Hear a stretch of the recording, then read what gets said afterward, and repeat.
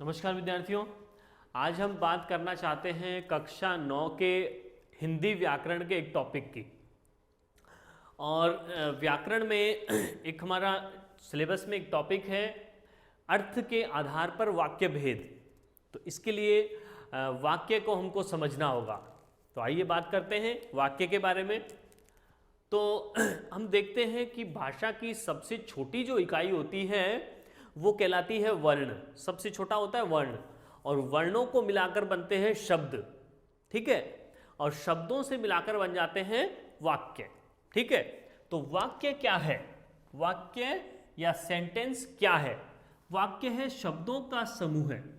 बहुत सारे शब्द जब एक जगह रखे जाएं तो वो शब्द एक पंक्ति में जब रखे जाएंगे तो वो क्या हो जाता है? सेंटेंस हो जाता है, वाक्य हो जाता है, ठीक है। लेकिन इसमें हमको क्या ध्यान रखना है? ये पहली बात तो ध्यान रखनी ही है, इसके साथ में और भी बातें हमको ध्यान रखनी पड़ेंगी। जैसे कि मैंने लिखा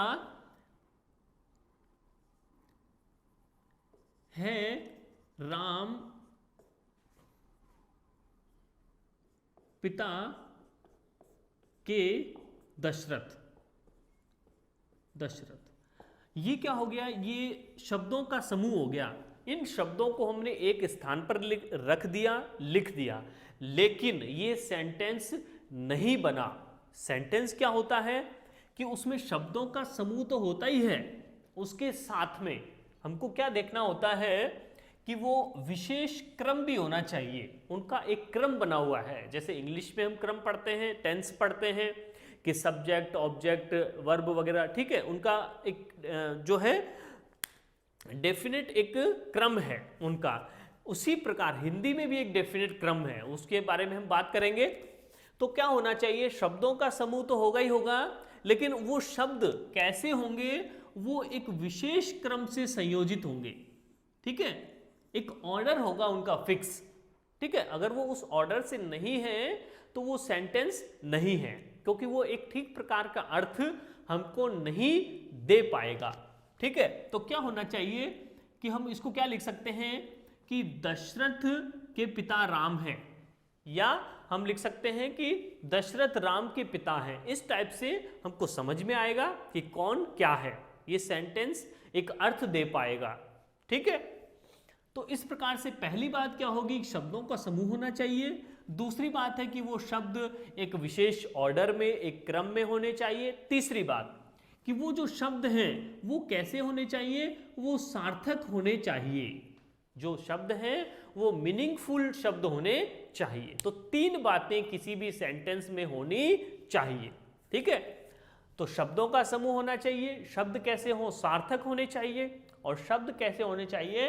विशेष क्रम में संयोजित या जुड़े हुए भी होने चाहिए। इसलिए विशेष क्रम से संयोजित सार्थक शब्दों के समूह को वाक्य कहते हैं, ठीक है। उसके बाद में हम देखते हैं कि ये जो वाक्य है, बेसिकली सामान्य रूप से इस वाक्य के दो अंग होते हैं। किसी भी वाक्य के, कोई भी वाक्य होगा उसको मुख्य रूप से हम दो पार्ट में डिवाइड कर सकते हैं। कौन कौन से पार्ट होंगे? तो उसके अंग या अवयव, अंग या अवयव दो होते हैं किसी भी वाक्य में। एक होता है उद्देश्य, दूसरा होता है विधेय, ठीक है। कैसे होता है समझिए। जैसे मैंने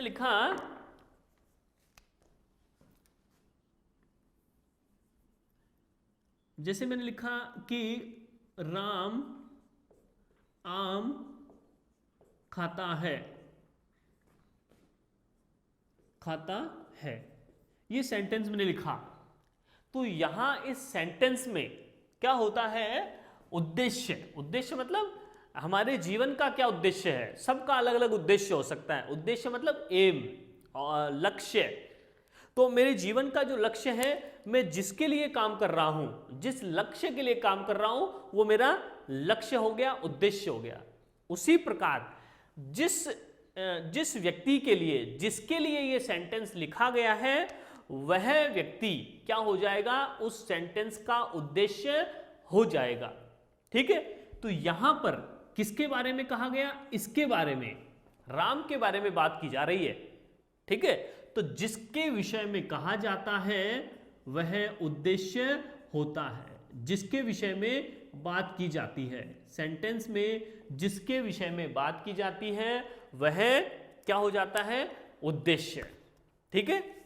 और अब बात करते हैं विधेय की। विधेय क्या है कि इस राम के बारे में, राम क्या कर रहा है, राम के बारे में जो कुछ कहा जाएगा, ठीक है, उसके विषय में जो कुछ भी बात की जाएगी वो सब क्या कहलाएगी, वो विधेय के अंतर्गत आएगा। ठीक है ना। तो ये क्या बच गया, इसके बाद में जो भी कुछ बच जाता है वो सब क्या हो जाता है, विधेय हो जाता है। ठीक है ना। तो कर्ता के विषय में या उद्देश्य के विषय में जो कुछ कहा जाता है, उद्देश्य के विषय में जो कुछ कहा जाएगा वो हमारा विधेय हो जाएगा। एक बार फिर से समझ लेंगे कि वाक्य में जिसके विषय में हमें कहा जाता है वो उद्देश्य होता है, और उद्देश्य के विषय में जो कुछ भी कहा जाता है वह विधेय होता है। ठीक है। तो इसको हम सिंपल रूप में क्या समझ सकते हैं, कर्ता।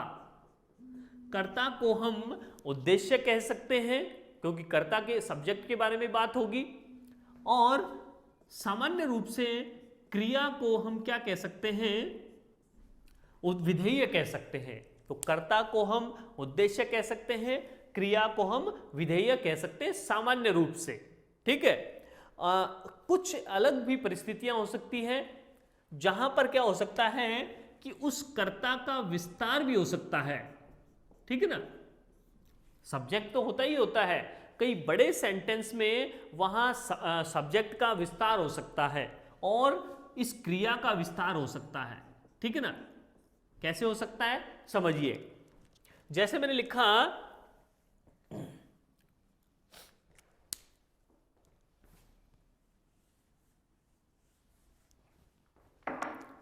जैसे मैंने लिखा मर्यादा पुरुषोत्तम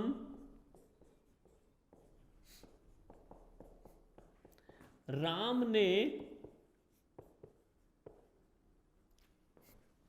अहंकारी रावण का वध किया। अहंकारी रावण का वध किया। ठीक है ना। ये सेंटेंस मैंने लिखा। तो इस सेंटेंस में पूछा जाएगा कि इसका उद्देश्य कौन है। तो उद्देश्य होता है सब्जेक्ट। मुख्य रूप से बात करते हैं तो सब्जेक्ट होता है। तो यहां ये राम जो है, ये राम क्या हो जाएगा, इसका कर्ता हो जाएगा, या इसका उद्देश्य हम कह सकते हैं। राम के बारे में बात हो रही है, राम ने किया है ये काम। ठीक है। तो ये हो जाएगा उद्देश्य। ठीक है। और इसके बाद में पूछा जाएगा कि इसका विधेय क्या है। तो विधेय का मतलब इसकी क्रिया। तो हम कह सकते हैं कि ये जो वध किया ये क्या हो जाएगा, ये इसका हो जाएगा विधेय। ठीक है। तो राम इसका क्या हो जाएगा, उद्देश्य, और वध किया इसका हो जाएगा विधेय। ठीक है। अब पूछा जाएगा ये जो बाकी जो बचा है ये क्या है। ठीक है। तो हम इसके बारे में बात करें तो ये जो कहा गया मर्यादा पुरुषोत्तम, ये किसके लिए कहा गया है, उद्देश्य के बारे में कहा गया, राम के बारे में कहा गया। तो जो कुछ उद्देश्य से जो जुड़ा हुआ हो, उद्देश्य से जो रिलेटेड है वो क्या हो जाएगा, ये जो बात है मर्यादा पुरुषोत्तम, ये क्या हो जाएगा, उद्देश्य का विस्तार हो जाएगा। ये उद्देश्य का विस्तार। ठीक है। इसी प्रकार ये हमारा क्या है, विधेय। और विधेय के बारे में जो कुछ बात हो रही है, यानी वध किया, कैसे किया, कहाँ किया, कब किया, किसका किया, तो ये सब जो बातें हो जाएंगी, वो सारी जो बातें हो जाएंगी वो क्या कहलाएंगी, वो कहलाएंगी विधेय का विस्तार। विधेय का विस्तार।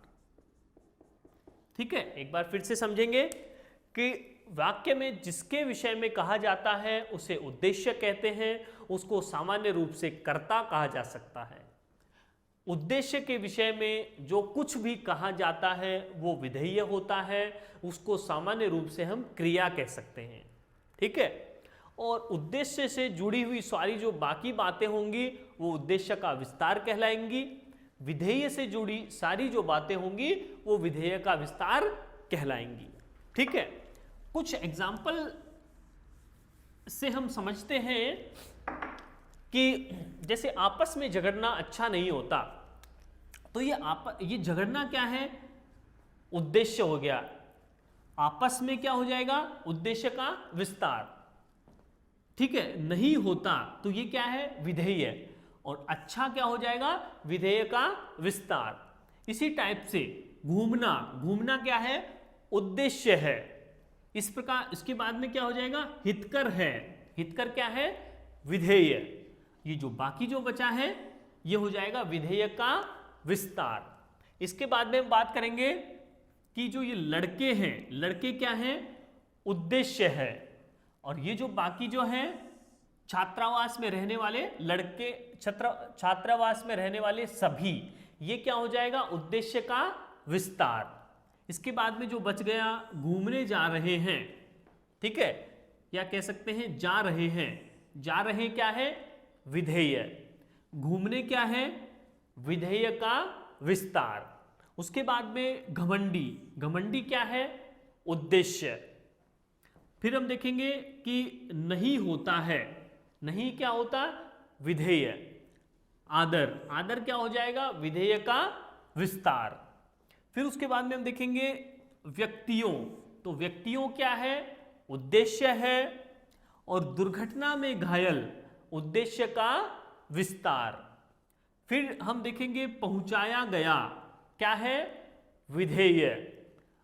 अस्पताल क्या है, विधेय का विस्तार। तो इस प्रकार इस 5 एग्जाम्पल्स के माध्यम से हमने समझा उद्देश्य, उद्देश्य का विस्तार, विधेय और विधेय का विस्तार। उसके बाद में हम बात करते हैं वाक्य के तत्व या गुणों के बारे में। ठीक है,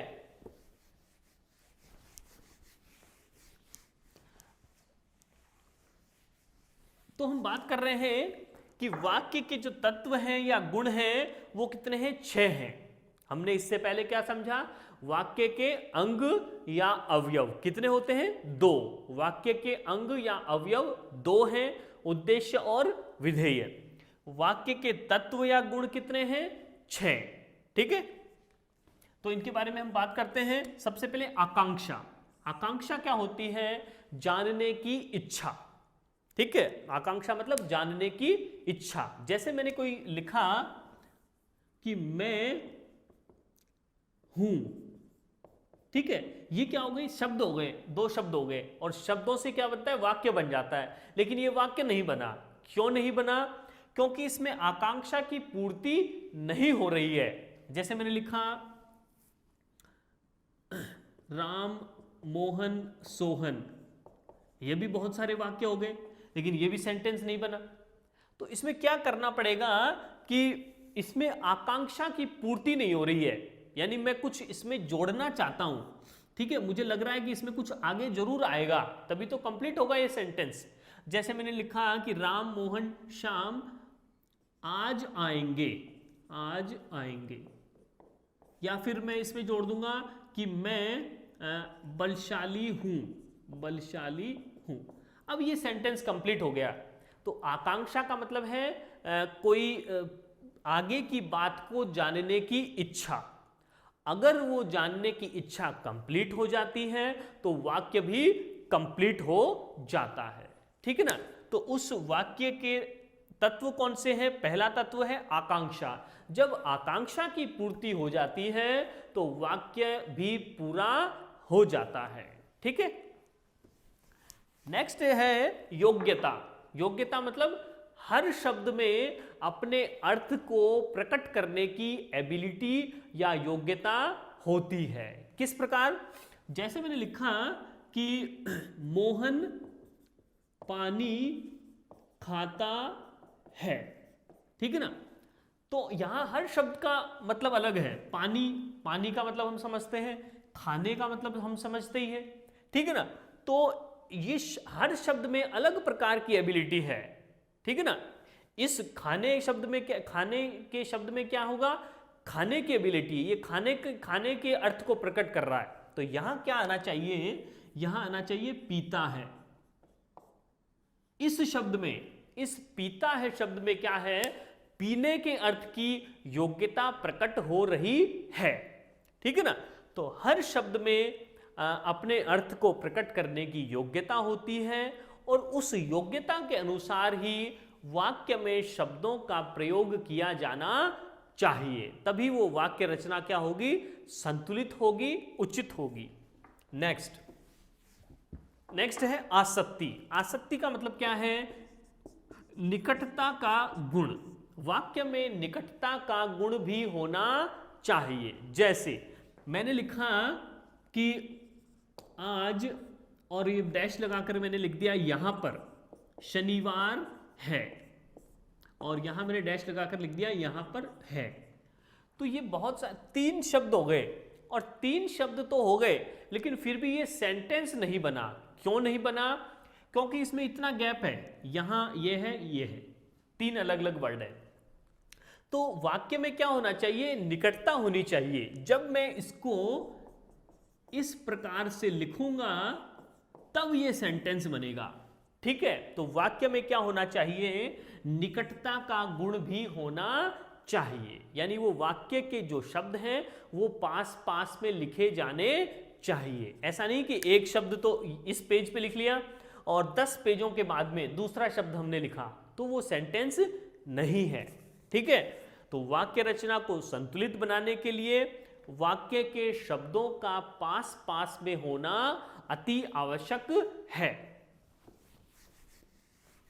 नेक्स्ट है सार्थकता, कि वाक्य में सभी जो शब्द होंगे वो कैसे होंगे, मीनिंगफुल शब्दों का यूज किया जाना चाहिए, सार्थक शब्दों को यूज करना है। कैसे, जैसे मैं लिखूंगा कि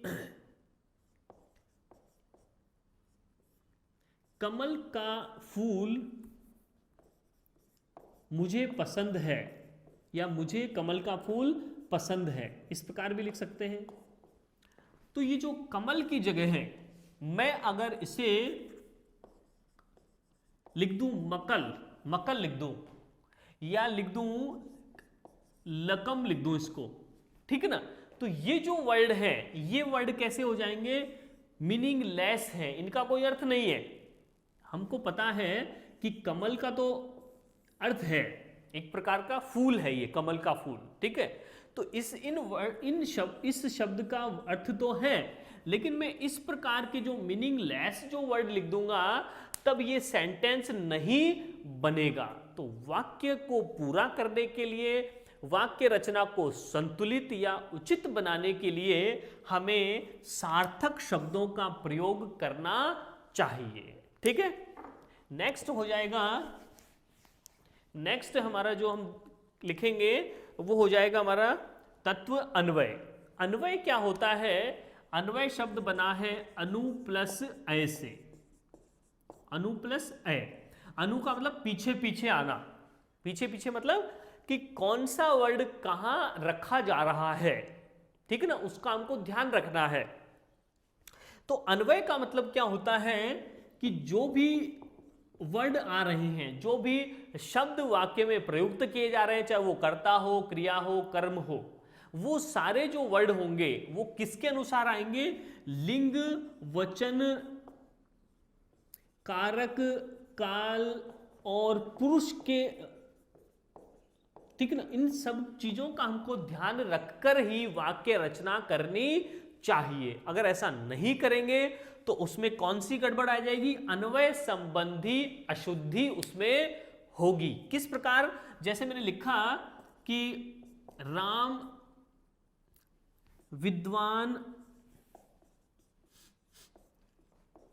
लड़की है, राम विद्वान लड़की है, तो यहां पर जो मैं क्या लिख रहा हूं, ये सारे क्या हैं, सार्थक शब्द हैं। लड़की का अर्थ भी निकलता है, सही है, विद्वान वर्ड भी सही है, राम भी सही है, वर्ड तो सारे सार्थक हैं।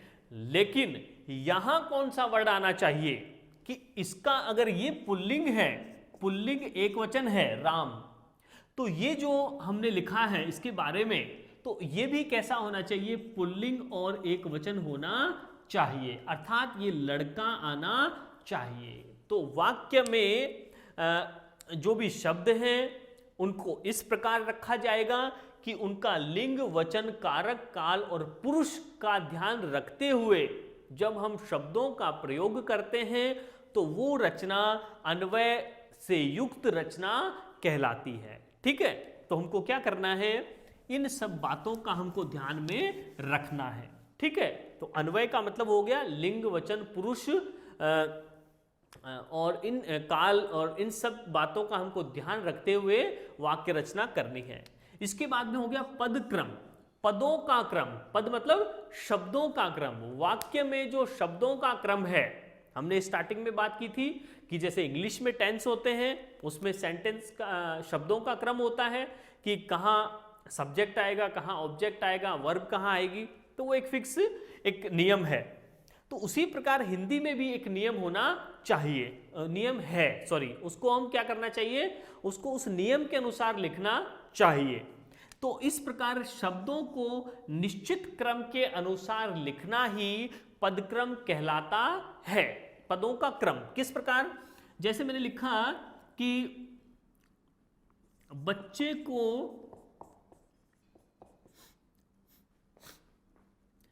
को काटकर फल खिलाओ, बच्चे को काटकर फल खिलाओ।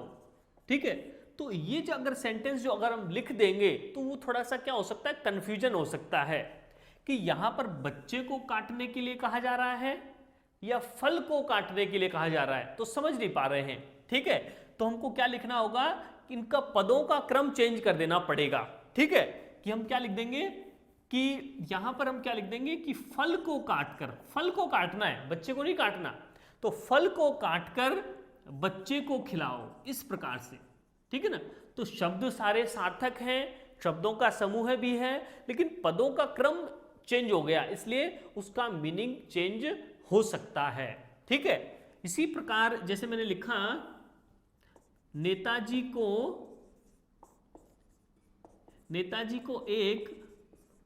को एक फूल की माला पहनाओ। ठीक है, तो नेताजी को एक फूल की माला नहीं पहनानी है। ठीक है, एक फूल की माला नहीं है, फूल तो बहुत सारे हैं। हमको क्या करना पड़ेगा, ये जो एक है, फूल की एक माला, फूलों की एक माला पहनाओ, इस प्रकार ये सही हो सकता है। तो ये क्या हो गया, पदों का क्रम भी हमें ध्यान रखना चाहिए। ठीक है, तो वाक्य रचना करते समय हमें इन 6 तत्वों को ध्यान में रखना चाहिए। ठीक है, तब वाक्य रचना क्या हो जाएगी, संतुलित या उचित हो जाएगी। और पदक्रम के लिए एक फॉर्मूला हम देख लेंगे, यहां पर एक एग्जाम्पल है, इसमें हम क्या देखेंगे, जैसे लिखा बूढ़े मोहन ने युवा रमेश को पक्का दोस्त तुरंत बना लिया। तो इसमें हम लगभग सामान्य रूप से हम इसमें देख लेंगे कि सबसे पहले क्या आना चाहिए।